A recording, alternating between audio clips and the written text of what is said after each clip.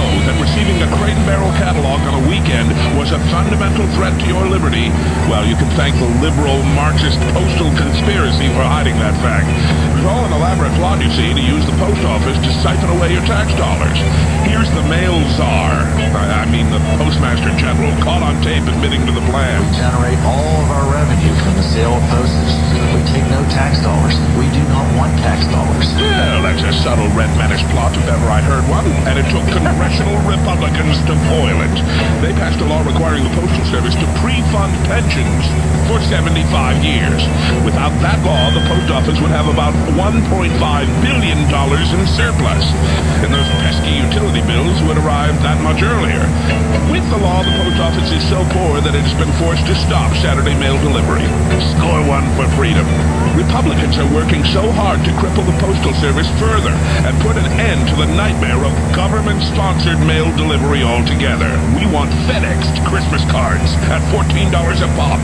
But until we get there, at least now you have your weekends free from intrusive big government forcing coupons for carpet cleaning into your mailbox. And that's talking point number 207 from your official guide to being a good Republican. The latest edition mailed directly to you. Are you a flight? It's true. And you know, the Postal Service is a big damn deal to me. You know that. I have so much love for mail and the Postal Service and the postal workers who deliver the mail. And, you know, the idea that people have about the Postal Service that you pay tax dollars, you don't pay tax dollars into the Postal Service. The Postal Service supports itself just on stamps, just on packages. That's it. That's the only thing that the Postal Service is allowed to sell. And of course, in 2006, when Bush was still, you know, the commander guy. I'm the commander guy, yes sir. You know, the Republican Congress pushed through a piece of legislation affecting the post office that went almost unnoticed, except for the postal worker. And that particular piece of legislation is why we're losing Saturday delivery in August if Congress does nothing. What was that legislation? It said that the Postal Service, the only function that they have any say over, the only agency that they have any say over, would have to pay into their pension funds, pre-fund their pension funds for 75 years. You know why they did that?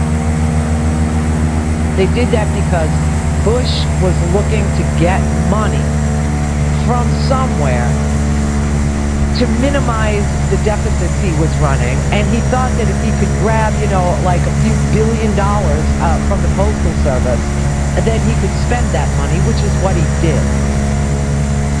And so the Postal Service was asked, no other public or private institution has ever been asked to pre-fund its pension fund for 75 years under law.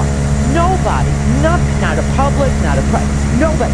So they had to pony up all of this money. They had to pony up billions and billions and billions of dollars.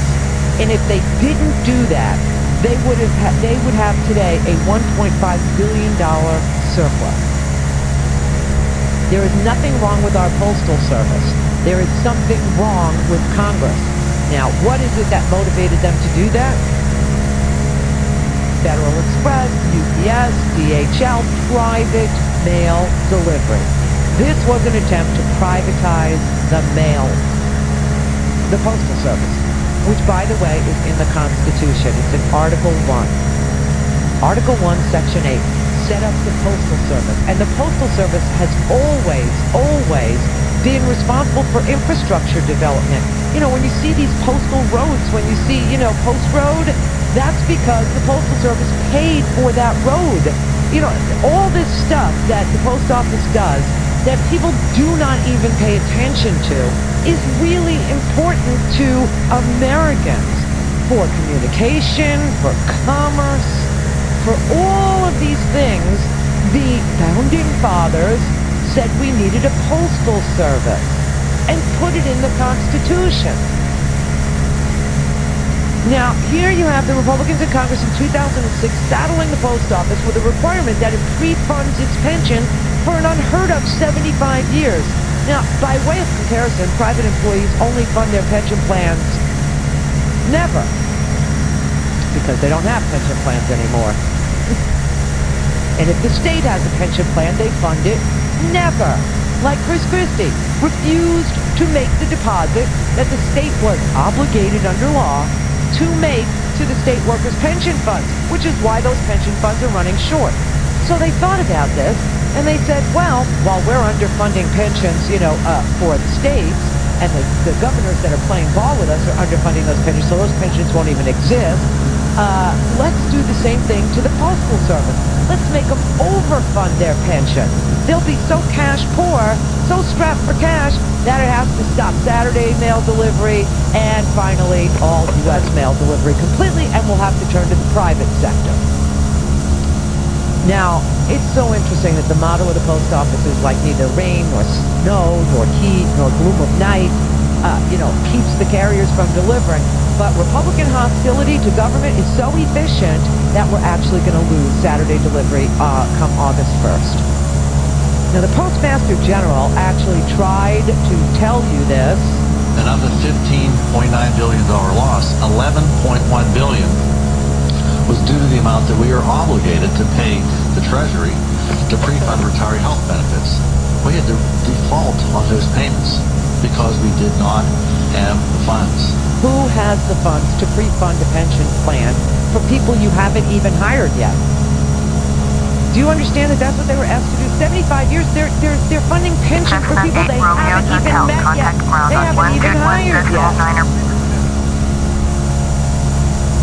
This is a unionized workforce with excellent pay and benefits that provide exceptional service at rock-bottom prices. No wonder Republicans want to destroy it. No wonder. They created this crisis in that lame-duck legislation of the Republican Congress in 2006, and now they say, well, there's a crisis we created, and there's no choice but these horrible decisions that will further kill a viable and vibrant postal service. General, that's the Postmaster General Pat Donahoe last night on MSNBC saying, this was this lame duck session of Congress in 2006.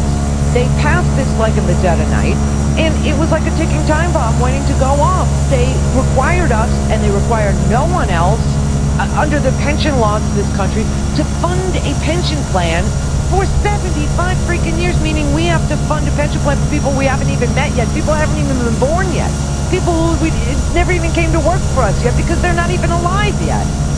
And of course, they couldn't make the payments. $15.9 billion was what they were forced to come up with. It is the sickest, saddest, most disgusting thing that Republican tactics can show you. That they can put some, it's like deregulation of the banks. That happened in late 2000.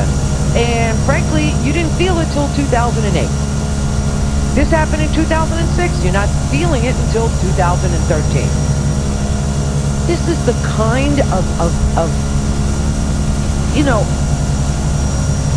plotting and planning and scheming that the Republican Party undertakes in order to do away with very efficient, very rock-bottom priced services from your government so that you will then have to go to the private sector to send a letter. I'm sorry, I just find this nauseating, and this is another thing that Congress can undo. This is another thing Congress can legislate and stop from happening. These are all the things your Congress is supposed to be doing. Creating a protocol for killing Americans abroad who are engaged in acts of due process is somehow administered. To stick with the Constitution, including the post office, which is also set up in the U.S. Constitution. Now, there are some schools of thought here that say that the post office, the Postmaster General, has decided to suspend Saturday delivery so that Congress will have to act. But these recalcitrant Republicans in the House of Representatives, They will underinform, ill-inform, misinform the people of the United States about the constitutionality of the post office, why it's important, how much commerce happens on a Saturday. I mean, you're talking billions and billions of dollars of commerce that happen on a Saturday. The importance of the post office in keeping people informed. The importance of the post office for elderly people who live in rural localities where the only person that checks on them every day might be your postman. The only person that sees you every day is your postal worker. And by the way, that is their mailbox. They are the only person that's allowed to put anything in that mailbox. So therefore, when they open it to deliver your mail and they notice your mail is accumulating, they might actually knock on your door to see if you're dead or alive. These are valuable things. These are extremely valuable things that we do in this country. It benefits everybody to have 6 days of mail delivery. It benefits small business. It benefits you when you pay your bill and you want to wait till Saturday to give yourself,